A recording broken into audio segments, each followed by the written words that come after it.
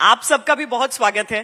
पहला सेशन आज का, लेकिन दिन भर अलग अलग मुद्दों पर अलग अलग लोगों से बातें होती रहेंगी। सबसे पहले अभिजीत भट्टाचार्य यहां पर हैं। दादा, तुम्हें बांग्ला बुझते पड़ी कि कानपुर का लड़का ज्यादा हावी हो गया? मतलब आप बंगाली हैं, आप यूपी वाले हैं, कौन है अभिजीत? आपको मालूम है किशोर कुमार साहब खंडवा के थे। हाँ। बहुत से सेलिब्रिटीज हैं, शायद वो बंगाल के नहीं है। इट्स नॉट नेसेसरी कि मुझे बांग्ला समझ में आता है कि नहीं। আমি বাংলা খুব ভালো বলতে পারি আর বাংলা বোঝাতেও পারি খুব ভালো, যদি কেউ বাংলা না বোঝে। এটা হচ্ছে আমার पर्सनल ओपिनियन। आपने पूछा कि मैं बंगाली हूं या यूपी का हूं। अगर किसी को समझ में नहीं आता यूपी की लैंग्वेज तो मैं बांग्ला में समझा देता हूं, और किसी को अगर बंगाली पना नहीं समझ में आता तो you know what I am, Bhattacharya ji, Bengali, बोधिश रेडी ब्राह्मण। तो मेरे को अच्छी तरह से प्यार से समझा देता हूं। मतलब ऐसे भी जब बहुत सारे हिस्सों से बंगाली में दो चीज फेमस है, बंगाली स्वीट और बंगाल टाइगर। दो चीजें फेमस है, तो दोनों तरह से हम समझा देते हैं। मतलब स्वीटनेस तो आपकी कला से समझ में आ ही जाता है जी। और टाइगर आपकी बातों से समझ में आ ही जाता है। आप सबको बताते हो कि अभिजीत इज अ टाइगर। ये मैं नहीं कहता हूं, आप लोग कहते हो, और मुझे अच्छा लगता है जब उसमें बंगाल का नाम जुड़ जाता है। पर शुरुआत ऐसी आपकी नहीं थी। हालांकि मैं कहूं कि वो स्ट्रगल से परे जब हम आर.डी. बर्मन का नाम उसमें जुड़ा हुआ देख लेते हैं, किसी के भी करियर के शुरुआत, लोगों का सपना रह जाता है। आपके बाद यहाँ बाबुल सुप्रियो भी आएंगे, उनका सपना रह गया कि वो आर.डी. बर्मन के साथ काम कर पाए।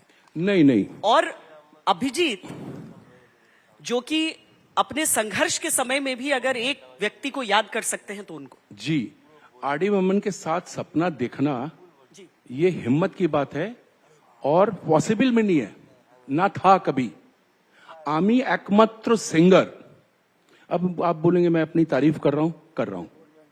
ये मेरा एक बायोडाटा है कि मैंने गेन क्या किया। जब आज तक बोलते हैं कि आज तक देश का सर्वश्रेष्ठ news channel, I agree with you.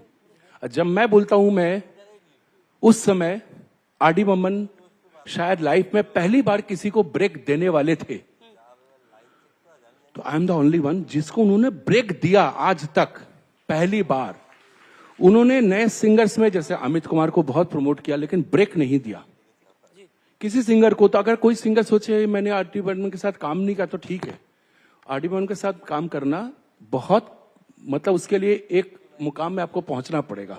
तो शायद मैंने उस मुकाम पे मैं था, और आर.डी. बर्मन ने मुझे जब सुना, देर नहीं किया, सिर्फ कुछ महीने लिए, लेकिन मुझसे गवाया। और प्रॉब्लम ये है कि फिल्म फ्लॉप हो गई, मेरी शुरुआत नहीं हो सकी।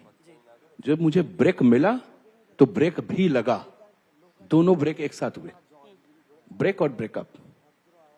खैर ये बहुत घिसा पिटा है, सबको मालूम है।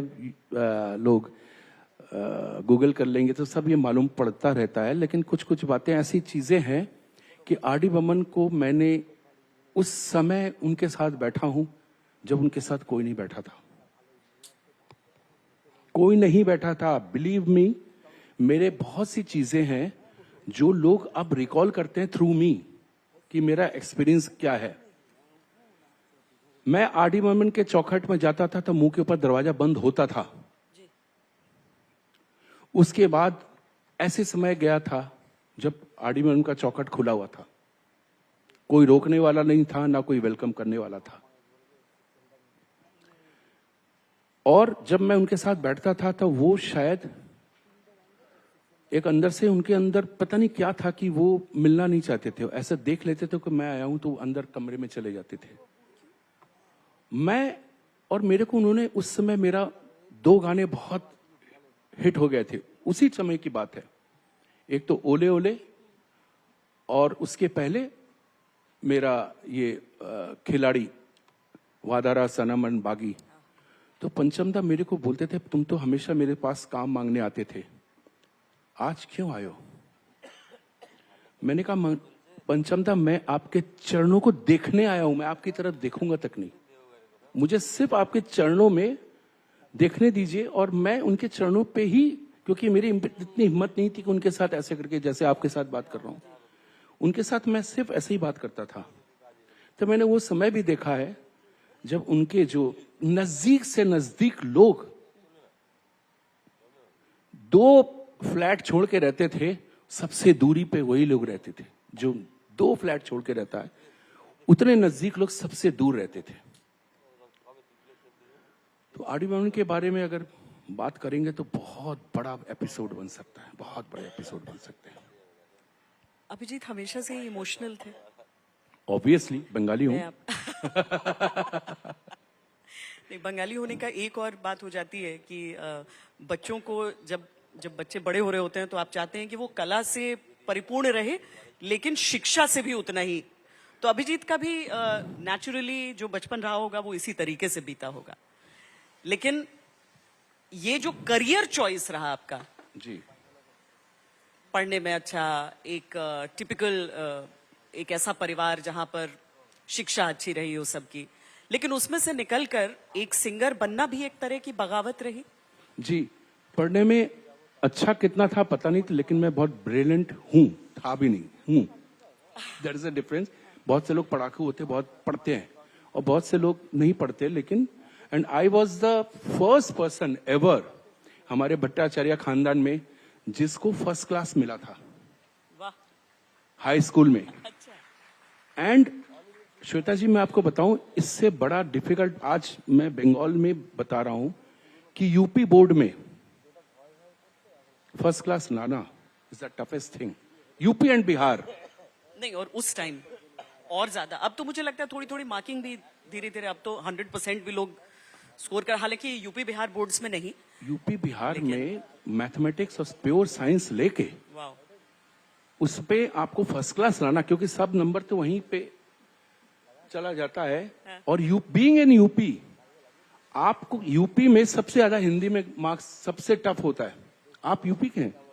मैं यूपी में, मेरा जन्म है जी। पढ़ाई लिखाई बिहार की है। बिहार की जी। सबसे टफ हिंदी में मार्क्स मिलता है यूपी वालों को, यूपी में।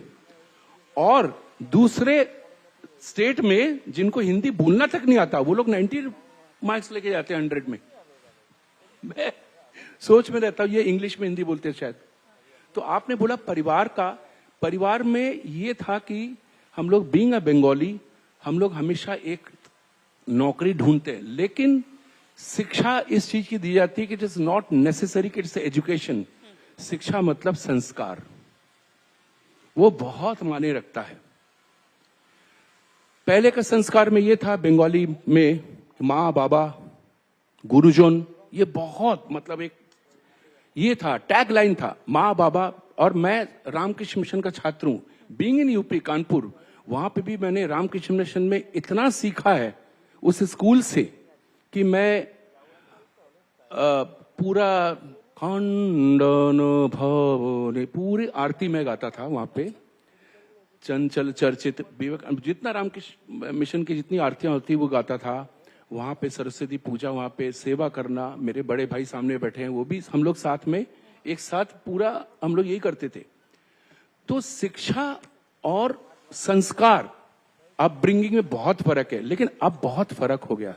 सुनिए, आज का हर Bengali, being a Bengali I am saying that, ये बोलता है कि আমার ছেলে পাশের বাড়িতে দেখো, ও ছেলে লন্ডন চলে গেছে, ও ছেলে আমেরিকা चले গেছে, চলেই গেছে, আমি বলবো চলেই গেছে।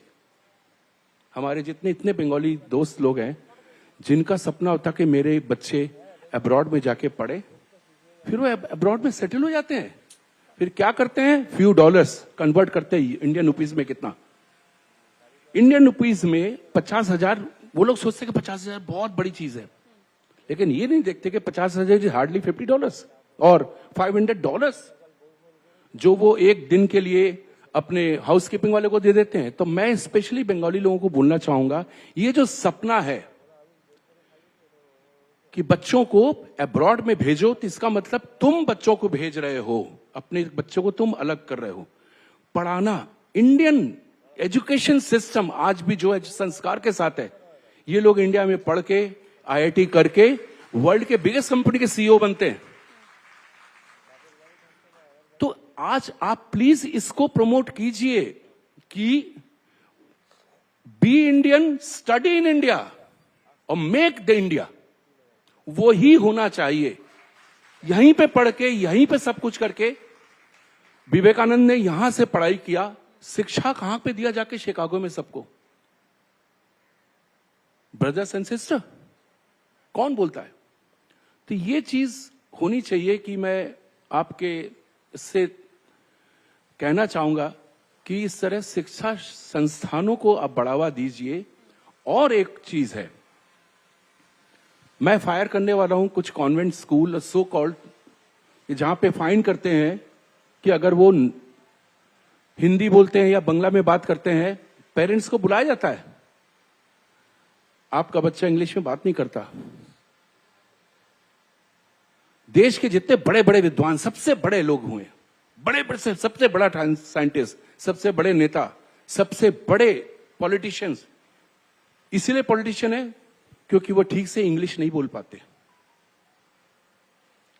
जो लोग ठीक से इंग्लिश बोलते हैं वो टॉप ब्यूरोक्रेट्स में है, नेताओं के अंडर में है। ये भी तो सही है ना कि अभी भी अधिकतर मतलब आपको एग्जाम्स का जो मीडिया, हालांकि अब चीजें बदल रही हैं, और जो बात आपने भी की उसमें बहुत सारी इंडियन इंस्टीट्यूट्स हैं जिनका अब विदेश में उनका सेंटर खुल रहा है। बहुत जरूरी है। जो विदेशी स्टूडेंट्स वहां पर पढ़ने जी, जाएंगे, जी। जो वो भारतीयता वहां पर वो सीख लेंगे बैठ के।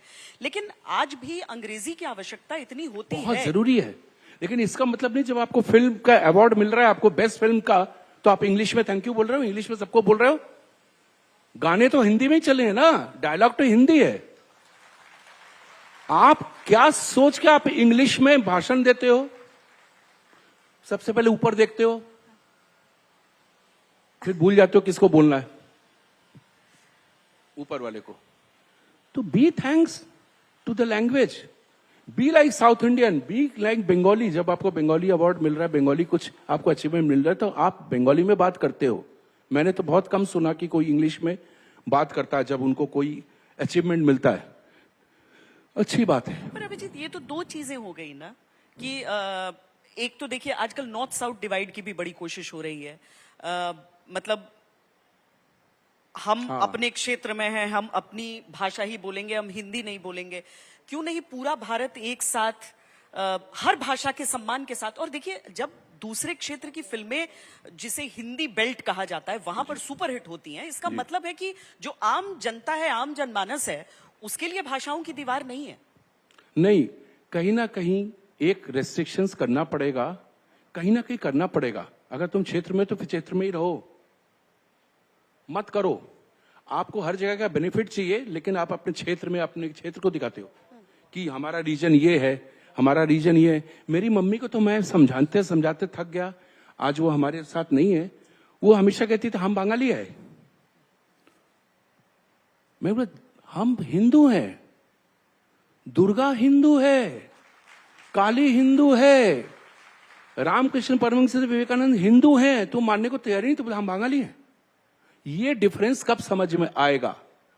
हर क्षेत्रीय लोगों को, चाहे वो साउथ का हो, चाहे वो कहीं का भी हो, सबसे पहले Hindi is a region, Hindu is our religion. Hindu हमारा धर्म है। अगर मैं राष्ट्र धर्म की बात करूं तो दैट इज हिंदू। उसमें मुस्लिम भी आते हैं, हिंदू भी आते हैं। अवर राष्ट्र is not, I am not saying कि हिंदू एज अ रिलीजन नहीं, लेकिन हम हिंदुस्तानी हैं, उसमें आपका कोई भी मतलब लीजिए। Hindustani can be in Urdu, Hindustan can be in Parsi, Hindustani can be in English, और Hindustan can be in Bengali. सबसे पहले में हिंदुस्तानी है, सो हमारा नेशन हिंदुस्तान है। तो आप ये कहना बंद कर दो कि हम बंगाली है, हम साउथ इंडियन हैं, हम पंजाबी हैं। कोई नहीं ऐसा कहना नहीं चाहिए। कॉन्सेंट्रेट, बहुत अच्छी बात है, अपने स्टेट, अपने रीजन पे कॉन्सेंट्रेट जरूर करो, नहीं तो संस्कार चला जाएगा। हर रीजन एक संस्कारी होता है। गुजरात में नवरात्रि करते हैं लैविशली, तो मुंबई में अभिजीत का दुर्गा पूजा लैविशली होता है। टक्कर का होता है बंगाली, बट इसलिए नहीं होता है कि मैं बंगाल में करा रहा हूं, इसलिए होता है कि मैं बॉम्बे में करा रहा हूं।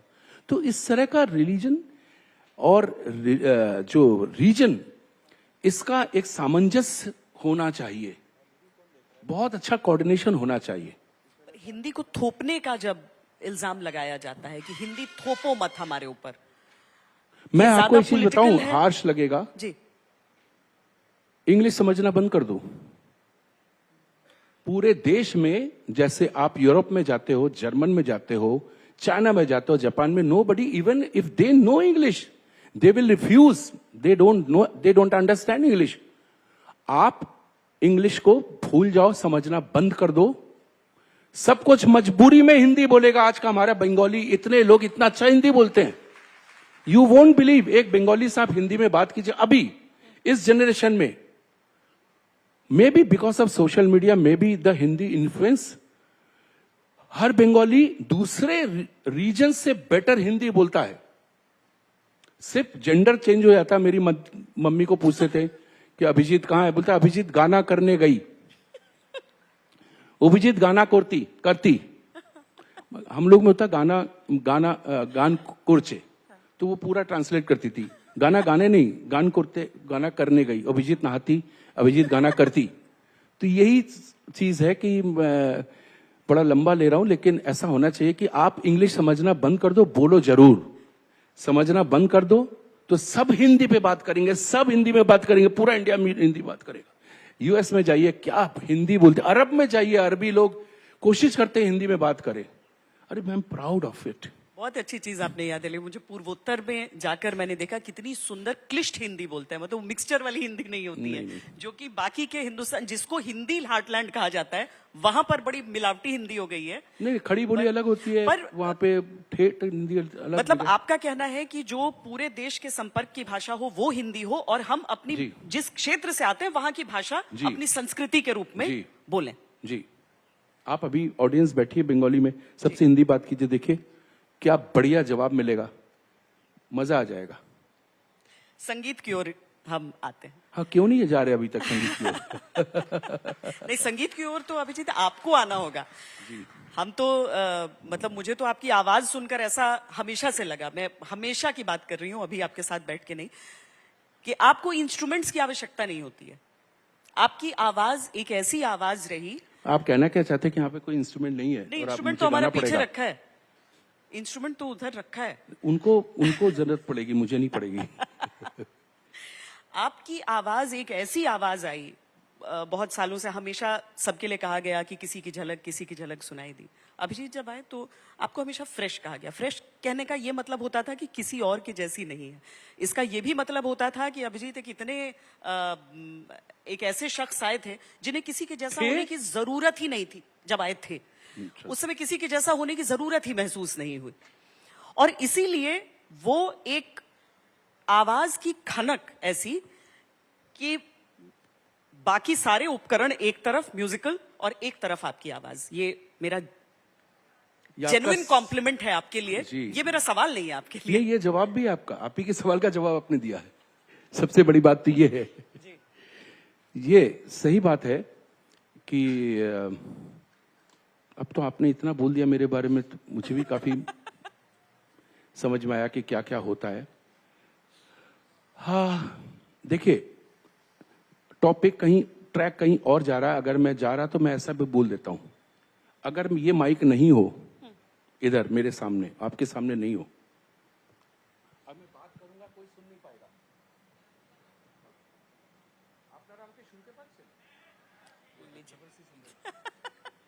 नहीं सुनाई दे रहा है, खामोशी। मैं बिना माइक के चिल्ला के बात नहीं करूंगा। अगर मैं नॉर्मल बात कर रहा हूं, जी, तो सुन पा रहा है? नहीं सुन पा रहा। अगर माइक नहीं हो तो ना कभी किशोर कुमार बनता, ना लता जी होती, ना अभिजीत होता। तो इट इज नॉट द कि बेस क्या, कि मेरी आवाज पहुंचती कैसे है, पहुंच कैसे रही है, हर एक उसमें शामिल है।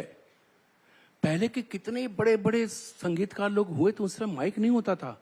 एक महफिल में कितना गा लेगा कोई। तो मैं आज सोचता हूं कि धीरे धीरे ये माइक बना था सिंगिंग के लिए कि लोगों के आवाज पहुंचे, फिर रिकॉर्ड शुरू हुआ। लेकिन अगर ये सब नहीं होता तो ना मैं होता, ना कोई सिंगर नहीं होता, ना कोई प्रवक्ता होता, ना कोई लीडर होता जो भाषण देता। तो सब कुछ इसमें है। तो आपने बोला ना मेरी आवाज नहीं, सब इसकी आवाज है जो पहुंचती है। ये एक कला है।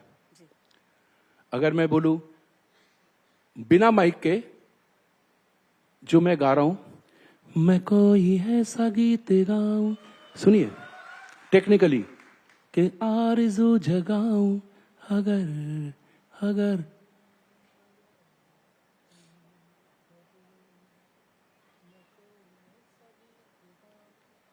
इट्स ओनली पॉसिबल जब मैं माइक में गा रहा हूं। अभिजीत कम ऑन, अब मैं यही गाना गा दूंगी तो थोड़ी ना, मैं आप माइक प्लीज पर मत गा दूं, मैं गाइए। 10 मैं 10 माइक्रोफोन ले लूं, वो बात नहीं होगी। तो ये माइक सिंगिंग, माइक पे गाना एक बहुत बड़ा एक्सपीरियंस है, नॉट एन आर्ट। कोई सिखा नहीं सकता आपको। हाँ यहाँ कदम, अभी ये अलग सिंगिंग है। हाँ। माइक कितनी दूर होना चाहिए पता नहीं। वो लड़की जो सबसे, अब वो चिल्ला के तो मैं हाँ यहाँ कदम सब सुन रहे हैं, लेकिन जैसे मैं गाऊंगा वो लड़की जो सबसे अलग है, किसी पे आवाज नहीं जाएगी। वो लड़की जो सबसे अलग है, वो लड़की जो इट इज लाइक मैं किसी के कान में गा रहा हूं। ठीक है, उसके बाद डायरेक्टर चाहे उसको यूं करके डांस करा दे, लेकिन मैंने तो गाया कान में। एक्सप्रेशंस, मेरा जो रोमांस है मेरे स्टाइल से होगा, हीरो के स्टाइल से नहीं होगा। तो जब मैं रोमांटिक उसमें गाता हूं तो ऑब्वियसली हीरो स्टार बन जाता है, because of the expressions, not my singing.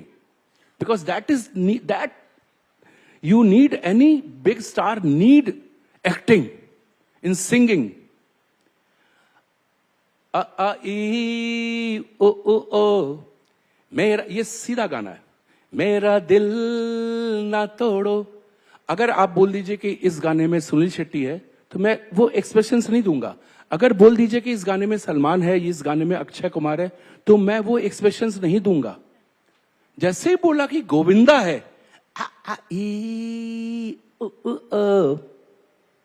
ये जो एक्सप्रेशंस है ना, सिर्फ गोविंदा के लिए ही था। मेरा दिल ना तोड़ो, रूठ के ना जाओ मेरी जान। अब वो उसको करना है ऐसे, ठीक है। लेकिन कभी कभी गलती से मैं सोच लेता हूं कि ये गोविंदा है और मैंने गा दिया, मालूम पड़ा गाना सुपर हिट हो गया, लेकिन गोविंदा पे नहीं था।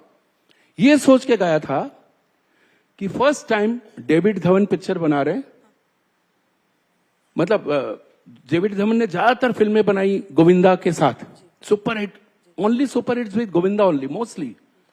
और मुझे बुलाया गया, मैंने गाना लिख लिया, अनु मल्लिक ने मुझे लिखा दिया, टन टना टन टन टन तारा, लिरिक्स लिख लिया। और मैं इतना नॉन फिल्मी आदमी हूं, बहुत नॉन फिल्मी आदमी हूं। मेरे घर के नीचे पीवीआर है, मैं पीवीआर के टॉप फ्लोर पे रहता हूं।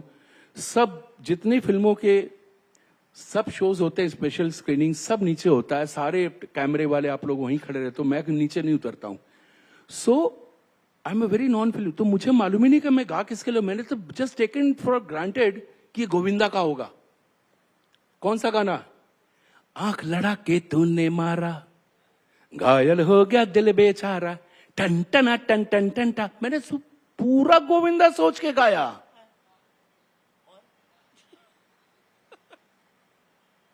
मतलब मैंने गोविंदा को सोच के गाया, तो ये गाना उतना एक्सप्रेसिव बना। अगर मुझे मालूम होता कि सलमान गाएगा तो मैं थोड़ा और हार्श, थोड़ा डांस की तरह गाता। लेकिन जो एक्सप्रेशन मैंने गोविंदा को दिए थे, ये एक बहुत बड़ा रहस्य था। मतलब लेकिन ये बीच में ये फिल्में क्यों नहीं देखते हैं आप? मुझे एक्चुअली बोलना नहीं चाहिए, मैंने सब हीरो लोगों को, जितने सुपरस्टार हीरो है ना, उनको मैंने किसी को भी नॉर्मल हाइट में नहीं देखा। सब बटके हैं, नाटू हैं, नाटे, बिलीव मी। बेल बॉटम इसलिए पहनते हैं कि बेल बॉटम के अंदर 6-6 इंच 8-8 इंच का हील रहता अभी भी, और लोग सोचते हैं फैशन है। नहीं, आई हैव सीन देम। पता नहीं और किस किस से दुश्मनी आज आपकी नहीं, होनी नहीं, है। नहीं, Shahrukh Khan is normal. Yes, he is normal. मैं बता रहा हूं, मैं नाम किसी का नहीं लूंगा। Shahrukh is normal, Saif is normal, Akshay is normal. Akshay is normal. बाकी जिनको, हाँ, जो भी आप बोल रहे हैं वो आप ही समझो। बटुल्ले जमीन के अंदर हैं वो लोग, और उनकी हीरोइन उनसे 6 फीट की है। तो मैं जब इतना रियलिटी में अंदर जाता हूं तो मैं सोचता हूं, मैं ये आर्टिफिशियल वो तो बहुत पहले से एआई बहुत पहले से यही होता है कि वो हीरो, जो बटुल्ला हीरो है, वो हीरोइन के साइज का है, और हीरोइन बेचारी उसमें तो प्लीज, और हीरोइन जल्दी से आउट भी हो जाती है, फिर कोई नई हीरोइन आ जाती है। ये लोग बुढ़े चल रहे, बाप का रोल करते करते बॉयफ्रेंड बन जाते हैं। तो हम क्या करेंगे, इसलिए मैं फिल्में नहीं देखता। अच्छा। मैं अभी भी फैन हूं, गोविंदा का पिक्चरें देखता हूं जब मुझे मालूम है कि ये फिल्म है। अच्छा, वो आपने गोविंदा सोचकर सलमान पर लिख दी, लेकिन जैसे नहीं, मैंने कुछ नहीं बोला, नहीं, लेकिन फिल्में मैं देखता हूं बिल्कुल एंटरटेन। पर बागी गाते हुए आपने जाना था कि वो सुनिए, सलमान मैं भूल खान। जाऊंगा। मैं पिक्चर देखूंगा अमिताभ बच्चन की, अच्छा, स्क्रीन पे देखने जा रहा हूं मैं। किसको? जिसको मैं जानता हूं, ये ऐसे, ये पर्सनैलिटी। नहीं तो मैं फिर डॉक्यूमेंट्री फिल्में देखूं ना। अगर मेरे को एंटरटेनमेंट ना मिले, और अभी अभी आपको मैं बता रहा हूं, अभी की फिल्मों में ज्यादातर डमी लोग काम करते हैं, क्योंकि सब कुछ तो उसमें वीएफएक्स क्या बोलते हैं, मैक्सिमम तो वो है। और सबसे बड़े वो होता है कि जो लोग मास्क पहन लेते हैं ना, मास्क ऊपर से, तो पूरी पिक्चर मास्क में पूरे किसी और के साथ शूट कर लिया, 2-3 शॉट में आपने दिखा दिया सुपरस्टार को। पूरी फिल्म में तो वही बन रही, जैसे पीछे घूमते तो वो नहीं होता, कोई और होता है। तो पहले से फाइट सीन में होता था, ये होता था, लेकिन अभी धीरे धीरे तो यही हो रहा है। तो इसलिए मैं फिल्म नहीं देखता हूं। इसीलिए हाँ, आप जो बोल रहे थे बागी मुझे एक्सीडेंटल, और इसको बोलते हैं कि दाने दाने पे, गाने गाने पे लिखा है अभिजीत का नाम। तो मुझे अपॉर्चुनिटी कोई और ढूंढ रहा था, मैं तो सिर्फ भीख मांग रहा था, चांस मांग रहा था। और Anand Milind, they were looking for the opportunity की अभिजीत को कैसे हम गंवाएं, भले ही वो डबिंग के लिए हो। उन्होंने मुझे बुलाया अचानक दोपहर को, मैं बहुत उसमें था, मेरी शादी मेरी शादी जब भी होती नई नई होती है, तो मेरी नई नई शादी हुई थी, और शादी के कुछ महीने तक बहुत डिप्रेशन में चला गया यार। एक तो मैं शादी नहीं करना चाहता था कि कैसे संभालूंगा, कहाँ मेरा घर क्या है, नया नया घर लिया था, वो भी स्पेशल कोटा में, इंस्टॉलमेंट भी भरना था। फिर बीवी भी आई, तो आगे का सोचने का कहाँ से इतना खर्चा उठाऊंगा। तो उस टाइम गाड़ी भी नहीं थी, कार भी नहीं थी।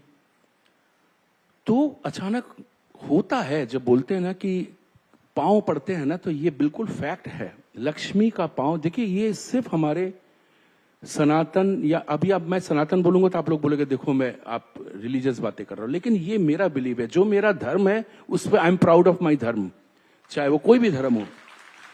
सनातन धर्म में क्यों बोलते हैं कि लक्ष्मी के पांव पड़े, ये तो नहीं बोलते बीवी के पांव पड़े। हमारे सनातन धर्म में मां भी लक्ष्मी है, बेटी भी लक्ष्मी है, वाइफ भी लक्ष्मी है, बहन भी लक्ष्मी है, सब लक्ष्मी है। हमारे घर में जितनी बार बेटियां आई, बहुएं आई, मां आई, मौसी आई, साली आई, सास आई, सब लक्ष्मी है हमारे यहां। ये मेरे घर पे उसका जीता जागता उदाहरण है। मेरी शादी हुई, मेरी बीवी के पांव पड़े, खैर अच्छी बात है जमीन पे पड़े। तो एकदम से बिल्कुल छक्का, ऐसा लगा कि मैं क्लीन बोल्ड 0 पे आउट होता था, छक्के पे छक्का, बस वहीं से शुरू हो गया मेरा ये। तो ये अमित दादा उस समय बहुत बिजी थे, किशोर कुमार नहीं थे, तो ज्यादातर मैक्सिमम अमित कुमार साहब गा रहे थे, और शानुदा गा रहे थे, उदित गा रहे थे, अभिजीत भट्टाचार्य तो कहीं नामो निशान नहीं था। पता नहीं कैसे अमित कुमार साहब ने बोला कि अभी नहीं आ पाएंगे, परसों आएंगे, ये आएंगे। और जिस प्रोड्यूसर के मैं चक्कर काटा करता था, नितिन मनमोहन, उसके यहाँ पे कभी, लेकिन कभी चांस नहीं मिला कि यार रिकमेंड कर दे, कुछ नहीं। तो आनंद मिलिंद ने मुझे बुलाया कि देखो आ जाओ, कहाँ हो। मैंने कहा मैं हूँगा कहाँ, जहाँ था वहीं हूँ हमेशा, पिछले कई सालों से। फट से गया, गाना मिला, बोला तू गा दे, प्रोड्यूसर वेट करेगा, जैसे ही अमित कुमार आ जाएंगे वो डब कर देगा। लेकिन तू अपने स्टाइल से गा, ये सोच के मत गा। मैंने गा दिया, 2 गाने रिकॉर्डिंग थी, एक गाना मैंने गाया तो नितिन मनमोहन बाहर आए। पहला कौन सा था जो आपने गाया था? पहला था, अच्छा ये भी सोच लीजिए कि कविता कृष्णमूर्ति मेरे लिए after Lata ji, it use after Lata और Asha ji, it use to be Kavita, Alka ji और अनुराधा पुडवाल, और मैं बिल्कुल लास्ट उसमें जा रहा हूं। और कविता जी लाइव माइक में मेरे साथ, उनके साथ डुएट गाना है। सो मैं थोड़ा सा नर्वस नहीं था, ओवर कॉन्फिडेंट था कि आज तो मैं मुकाबला करके रहूंगा। तो ये होता है। तो पहला गाना ये था, हर कसम से बड़ी है कसम प्यार की, तो कविता जी भी गा रही थी उस गाने को साथ में। तो मैं कह रही यार ये तो इतना आस्ते गा रही है, इनको तो आवाज भी नहीं सुनाई पड़ेगी, मैं बुलंदी से गाऊंगा। वही गड़बड़ कर गया। मैं गा रहा हूं, हर कसम से बड़ी है, तो जैसे ही उनका अंतरा आया तो वो सॉफ्ट में वो गा रही थी, हर कसम से बड़ी है कसम। मैंने कहा ये गड़बड़ ना हो जाए। मैंने क्या, तू वहां से कट आया, ये क्या बीच में आपने खराश ली, कट कट कट, तो एम्बैरेसिंग होता ना। मैंने कहा नहीं नहीं ठीक है, थोड़ा खराश आ गया था, डेलिबरेटली किया। फिर मैंने गाने को कविता जी की स्टाइल से गाया। That was the first song, हर कसम से बड़ी है। इतने में गाना के बाद producer director Deepak Shivdasani, Samir ji, lyricist सब आए और टक टक देखते रहे। और मैंने कहा गड़बड़ हो गया, मैंने कहा क्या करूं। तो मुझे ये मालूम था कि सेकंड गाना भी मैं एज अ डबिंग गा दूंगा। तो मुझे बोला गाना तेरा ये, प्रोड्यूसर ने बोला सेकंड गाना भी इसी से गवाओ। तो वो तो तेरा हो गया, अभी डब नहीं होगा, अब सेकंड गाना भी तेरा है। इस तरह से मुझे मिला। चांदनी रात है, चांदनी रात है तू मेरे साथ है,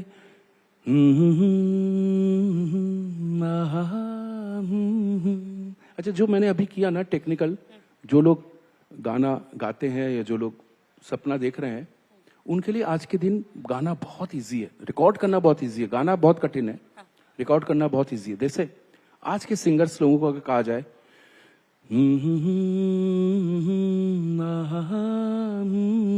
ये मैंने एक सांस में किया, जबकि ये बहुत छोटा सा है, इससे भी बड़ा सांस में मैं गा सकता हूं। लेकिन अभी के सिंगर्स को कहा जाएगा आप पहले इतना ही कीजिए,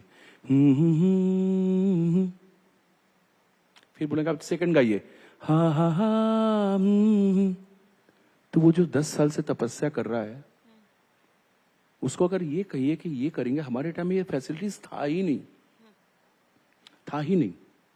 पर ये फैसिलिटी से बेहतर हुआ है या मतलब देखिए शायद एक रिकॉर्डिंग निकल ये जोमेटो हो गया, पता नहीं आप नाम लेंगे कि नहीं इधर, कि माँ के हाथ का गरम गरम चपाती नहीं खा रहे आप पैक्ड पीटा ब्रेड मंगवा रहे हो।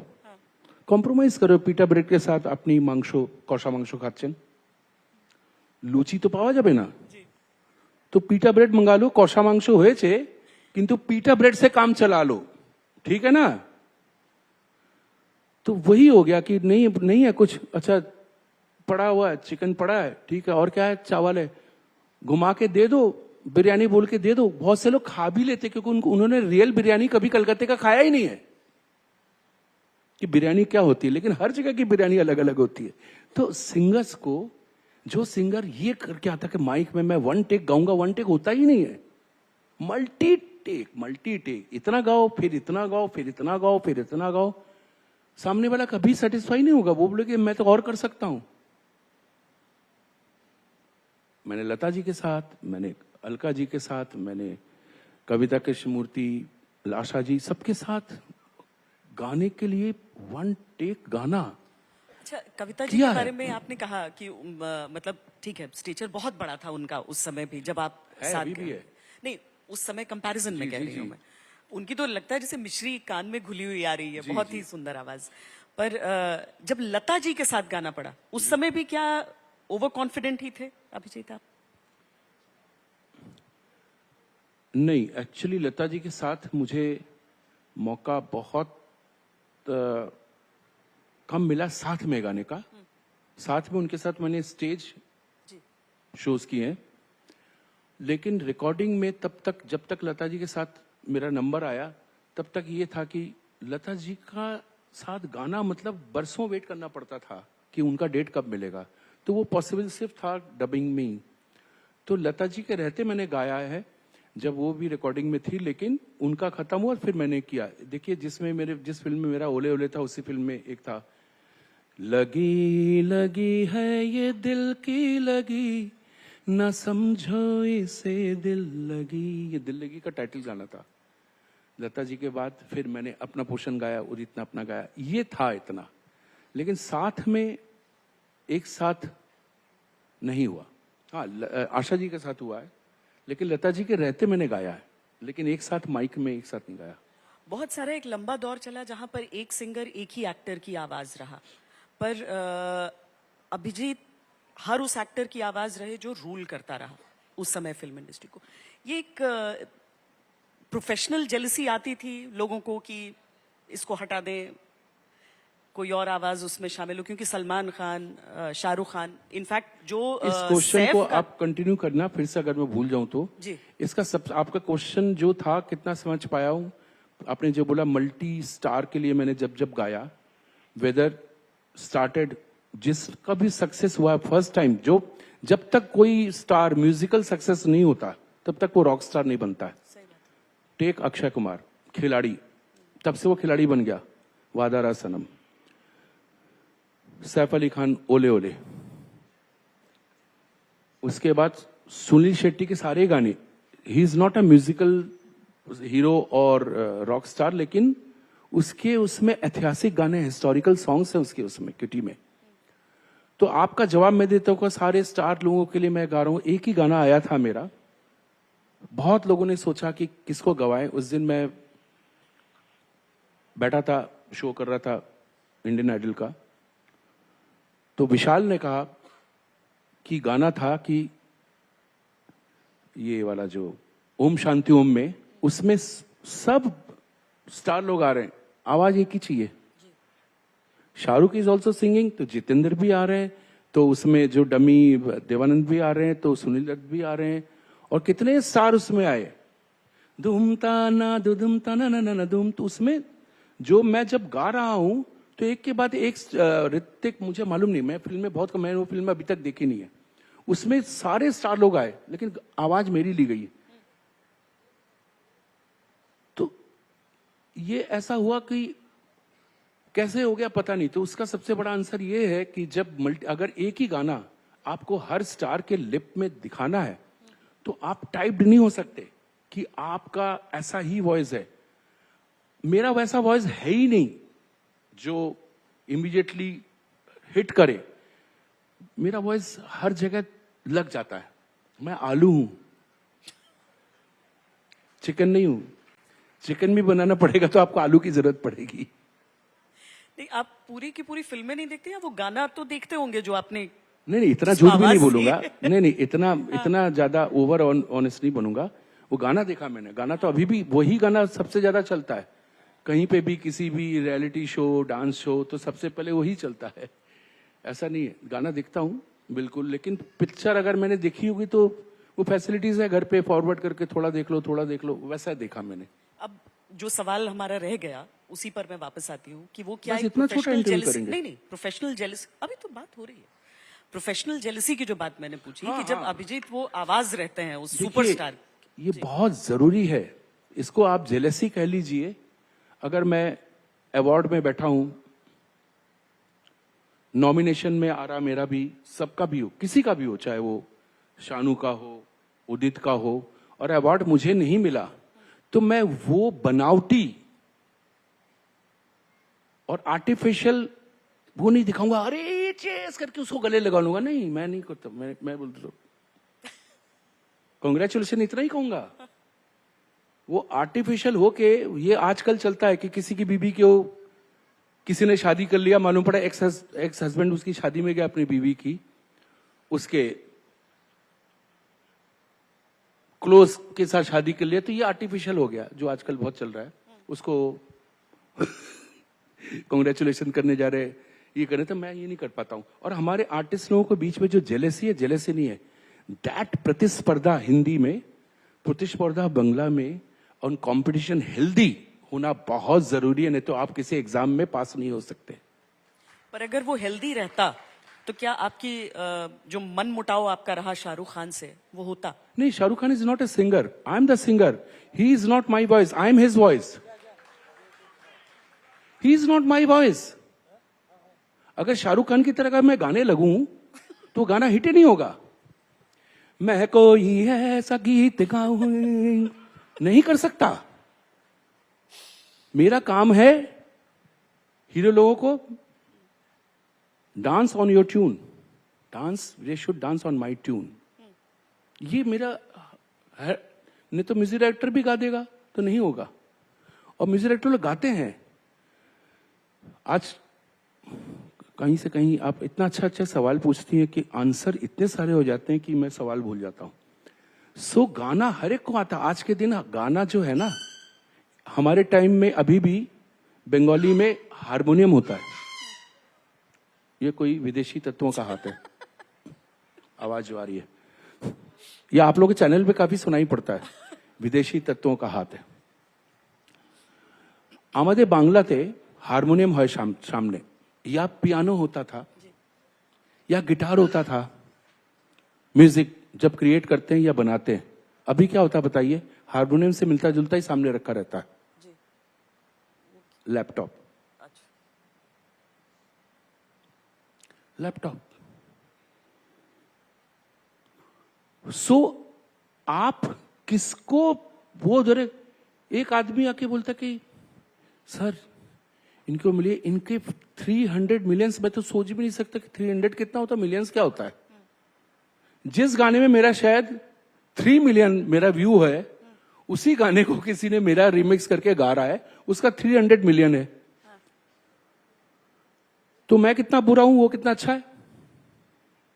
एक होता leather, I wear only leather, pure leather. मैं कभी भी रेक्सीन या क्या बोलते हैं लेदराइट बोल के आता ना, वो मैं नहीं पहनता हूं। तो मैं कुछ और पहन लूंगा। तो I believe in reality and genuine, जो ऑथेंटिक होता है। सो वो जो लैपटॉप जो कल्चर आया ना, और वो जो पंच करना, जिसको मुझे आता ही नहीं है, कि ये ऑटो ट्यून और ये कैसे होता, तो मैं सोचता हूं कि मैं तो इतने सुर में नहीं गा रहा हूं, और ये बंदा जिसको मैं जानता हूं कि ये बहुत बेसुरा है, ये इतने सुर में कैसे गा रहा है। तो मुझे ऐसा लगता है कि मैं बेसुरा हूं। नहीं, उस बेसुरे को,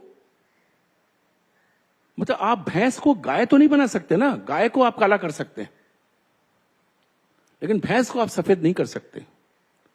तो यही बात हो गई है कि मैं कौन से दौर पे, मैं ऐसे ऐसे दौर मैंने देखे हैं जहां पे इवन मैं जब गा रहा था पंचमदा का गाना आनंद और आनंद, तो पंचमदा मॉनिटर रूम से मेरे माइक को सेट करने आए थे। वो समझ गए थे कि मेरा थ्रो क्या है और क्या मिस है। उन्होंने रिकॉर्डिस्ट को नहीं बोला, वो खुद आए, बोला अभिजीत 1 मिनट पीछे जा, पीछे जा। वो माइक का ऊपर का हिस्सा था, उसको उन्होंने ऐसे किया, तो इधर जा, इधर से गा, ये माइक है, इधर से मेरे को सिखाया, तेरा ये गाने में ना, फिर इसके बाद अंतर में तो इधर आ जाना। इतना प्रैक्टिकल फिजिकल काम होता था हार्ट से। आपका हार्ट लैपटॉप में कैसे जाएगा बताइए? मतलब ऐसा फर्क हो गया जैसे फर्क नहीं, इट इज डिफरेंट। अगर आप बोलेंगे म्यूजिक में क्या, तो मैं बोलूंगा म्यूजिक के बारे में बात करो, हाँ। उसके बारे में बात करो जो म्यूजिक नहीं है। May be something very great, may be something very great, कि आप कहां से रिसोर्स कर रहे हो और कहां से ले रहे हो। You are not creating, you are lifting, not, I am not saying कि आप चुरा रहे हो, लेके इधर पेस्ट किया, इधर पेस्ट किया, आप क्रिएट कब कर रहे हो? आपको वो गाना बताता हूं, कितने गाने ऐसे हैं।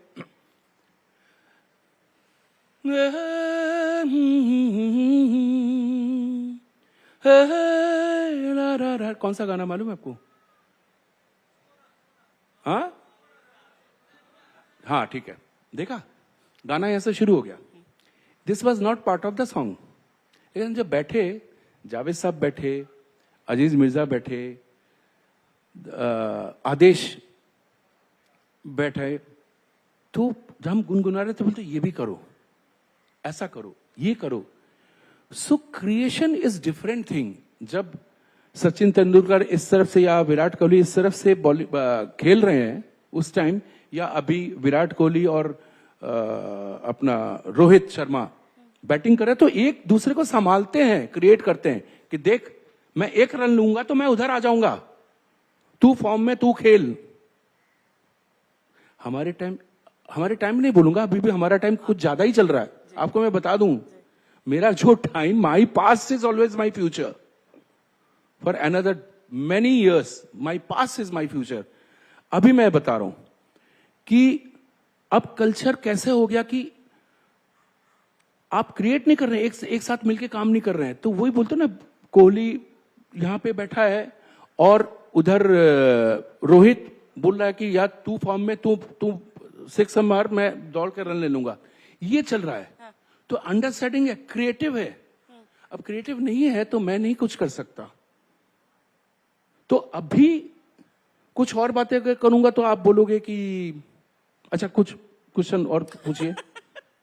मैं जवाब भी भूल जाऊंगा, क्वेश्चन भी भूल जाऊंगा. नहीं, अभिजीत जी, मुझे लगता है कि आप जिस साइड भटक कर,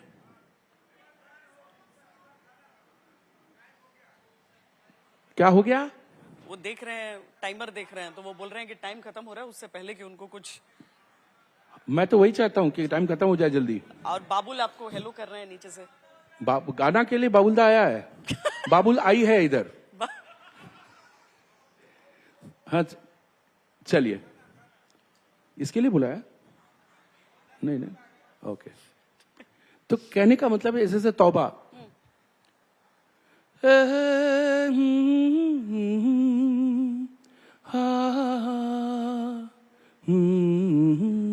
कोई रिलेशन ही नहीं गाने के साथ, ऐसे ही है, लेकिन जोड़ा गया. It was been created. तो ऐसा होता है, अब नहीं होता है. सिंगर किसी और कंट्री में बैठा है, म्यूजिक डायरेक्टर को ये नहीं मालूम है कि गाना कौन सा हो रहा है, कौन सिंगर है. एक असिस्टेंट गवा रहा है आपको, लिरिक्स उसके पास नहीं है. लिरिक्स किस में आ रहा है? फोन पे आ रहा है. तू मुखड़ा तो कर ले, तब तक अंतरा भेज रहे हैं. हमारे पास मेरी आदत है कि जब स्टूडियो में घुसता हूं तो मैं देखता हूं कहां तक है. तो मालूम पड़ा यहां तक है और यहां तक है, यहां से यहां तक है. तो मैंने कहा इससे बड़ा तो मेरा बाथरूम है. तो अब सिंगर बाथरूम से भी छोटे हो गए, तो सिंगिंग कहां जाएगी? माहौल नहीं मिलेगा तो हम नहीं कर सकते. अब मैं बता रहा हूं, अब प्रॉब्लम क्या है, इन जो भी नए सिंगर्स हैं, इतने टैलेंटेड है, इतने वास्ट, उसमें भी जो भी डिलीवर करते हैं. आई कैन से कि इस समय सिंगर्स की जितनी जनरेशन है, they are the best singers. इतने टैलेंटेड हैं वो लोग, इतने टैलेंटेड हैं. प्रॉब्लम क्या है टेक्नोलॉजी में? वही प्रॉब्लम है जो सॉफ्टवेयर में, everybody sounding same. All the best singers are sounding same. Track same लग रहा है, वही लग रहा है. इतना सॉफ्ट म्यूजिक, इतना रोमांटिक, इतने अच्छे लिरिक्स मैंने पहले उस समय नहीं सुना था जितना जिसमें मैं चाहता था कि इस तरह का आए. लेकिन अभी क्या हो रहा है, और सुपर हिट भी हो रहे हैं. लेकिन मेरे जैसा एक अनपढ़ आदमी समझ नहीं सकता कि ये कौन गा रहा है. कम से कम मुझे समझा तो दो. मेरा खराब से खराब गाना भी लोगों को मालूम है. मैं लैला लैला चिल्लाऊंगा कुर्ता फाड़ के, सबको मालूम है ये गंदा गाना मैंने गाया. दादा গান শুনিয়ে দিলাম আপনাকে. এটা ভালো না? এই গানটা হচ্ছে सबसे टफ. ये इस तरह का गाना गाना सबसे टफ है, नहीं तो गोविंदा एक्टिंग नहीं कर पाएगा. क्या बोले? सेटिस्फाई नहीं हूं तो बाबूल्ला तुम घर जाओ, मैं सेटिस्फाई करके आता हूं सबको. हेलो.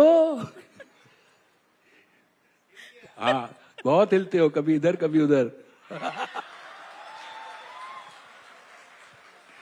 चलो. हाँ,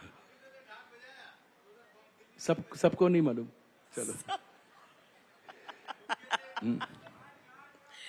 नहीं, बाबुल के पास माइक नहीं है, इसलिए ये नहीं फेयर नहीं, मत देना कंपटीशन मत नहीं देना है। मत देना मत देना मत देना, यहाँ जेन्युइन बात चल रही है। चलिए, नहीं, बस फर्क यही है कि आप माइक पर वही बात बोल रहे हैं, वो बिना माइक के बोल रहे हैं, इसलिए फेयर कंपटीशन नहीं है।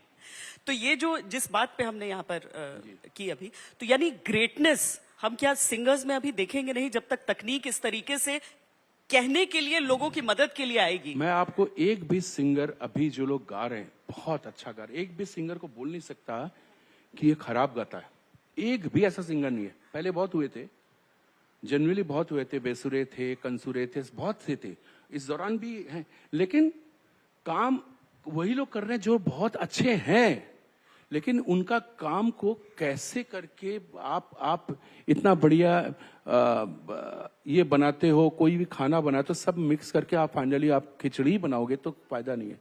तो I prefer personally, I think हमारे स्पेशली बंगाल में, मैंने ये चीज तो बंगाल में बहुत देख रहा हूं, इतना क्रिएटिव, इतनी अच्छी सिंगिंग कि मुझे कभी ऐसा लगता कि मैं पता नहीं ऐसा कभी गा पाऊंगा या पाता था कि नहीं, लेकिन पॉसिबल इसीलिए है because of the technology, because of the software, because of the अभी का टेक्निक। तो मैं उसको, लेकिन मैं उसको ये नहीं मानता हूं कि it's a recording, it is something creative नहीं मानता हूं। ये किसी को भी दे देगा, बच्चे को भी दे देगा, ऐसा कुछ करके बना के दे देगा आपको, आप देख लो। जब किसी का इतना लंबा दौर हो जाता है गायकी में, आपने मेरा इतना गंदा गाना अपने गाने के लिए कहा, लेकिन मेरा इतना अच्छा गाना, कोई एक फेवरेट भी रहता है हमेशा? देखिए या फिर किसी श्वेता और जी, का? ये मेरा आंसर बिल्कुल फिक्स है, और आप लोग का क्वेश्चन भी सेम आता है कि आपका एक फेवरेट गाना बता दो। आप उससे पूछ रहे हो जिसने 6000 गाने गाए हैं। एग्जैक्टली, मैं ये पूछ आप रही हूँ, उससे पूछो या जिसने होता 2 है? गाना गाया, या जिसने 6 गाना गाया, या जिसने 10 गाना गाया है, उनके लिए एक फेवरेट होगा ही होगा। मैं मेरा वही पूछ फेवरेट रही हूँ मैं कि अभी बता होता दूं है, आपको, उसमें होता है, और होता अपना है। ही होता है या किसी मेरा और का भी आंसर होता ये है? है कि जो मेरा फेवरेट होता है कभी भी वो हिट नहीं होता है। कमर्शियल गाना अप्रिशिएशन बहुत होता है, लोग वाह वाह करते हैं, लेकिन वो गाना कभी मेरा उतना कमर्शियल हिट नहीं हुआ। रोशनी से भरे भरे भरे भरे नैना तेरे, फेवरेट है। It is a real crooning, जिसको बोलते हैं ना, क्रून कैसे करते हैं, रेंडरिंग किसी ने लिख के दिया है, तो आप सिर्फ गा दोगे तो आप कविता नहीं पढ़ रहे हो, आपको गाना गाना है, सिनेमा स्कोप में आएगा गाना, तो आपका उसका लिप दिखेगा, उसकी आंखें दिखेंगी, तो उसके लिए क्या गाओगे आप? ये मेरा फेवरेट है, लेकिन कमर्शियल उतना बड़ा हिट नहीं है। तो बात चुभती है उस टाइम, लगता है कि ये तो हाँ हाँ, और भी बता रहा हूं, मेरा जो गाना सबसे ज्यादा फेवरेट है, बाबुल 1 मिनट यार, मैं डाइवर्ट हो रहा हूं दादा, अपनी আমার কথাটা শুনুন ना। तो उस समय मैंने जब गा रहा था, उस समय ऐसा लगा कि ये गाना बिल्कुल निकल जाएगा, बहुत अच्छा गाना था। अब जाके वो गाना वायरल हुआ है, अब जाके, उस टाइम उतना नहीं हुआ था। वो लड़की जो सबसे अलग है, वो लड़की जो सबसे अलग है, उस टाइम उतना बड़ा कमर्शियल नहीं था। आज ये वो गाना बहुत वायरल है। तो फेवरेट में ये मेरे हैं, जब मैं फेवरेट सुन लेता हूं तो वो गाना अब चलता नहीं है। इसलिए नहीं चुनते हैं, या आपको इसीलिए इस सवाल से चिढ़ है? 1 घंटा निकल गया बातें करते हुए, और वाकई पता नहीं चला। मुझे क्या मालूम, मैंने तो सोचा था आज मैं सारा टाइम इनके साथ रहूंगा, आपने मेरे को नहीं टाइम दिया, तो मैं क्या करूं। देखिए, पीछे से डिमांड्स आने लगेंगी, फिर उसके बाद ये लोग देखिए, इसीलिए पूरे टाइम नहीं। नहीं, ये लोग मुझे डांट रहे हैं या रिक्वेस्ट कर रहे हैं, पहले पूछ लीजिए। अरे बोको नहीं खूब बालोदा है, कौन घंटा? अच्छा, कौन सा? खुदाया खैर, नहीं इसमें नहीं चलेगा।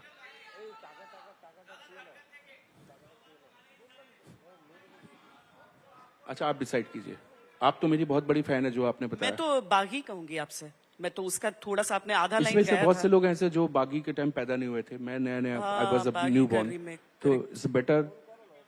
नहीं, आप तो बहुत ओके। चलिए, मैं 1 मिनट सोचूंगा और आप लोगों के लिए गाऊंगा। मेरे ख्यालों की मलका, मेरे ख्यालों की ये मैंने शाहरुख को सोच के गाया था। चारों तरफ तेरी छैया रे, थाम ले आके बैया, चारों तरफ तेरी छैया रे, छैया आई फूलों के रस में नहा के, लाई भीनी से खुशबू चुरा के। আপনারা গাইবেন? तेरी आंखों में है हल्का सा नशा, तेरा रूप मेरी नजरों में बसा।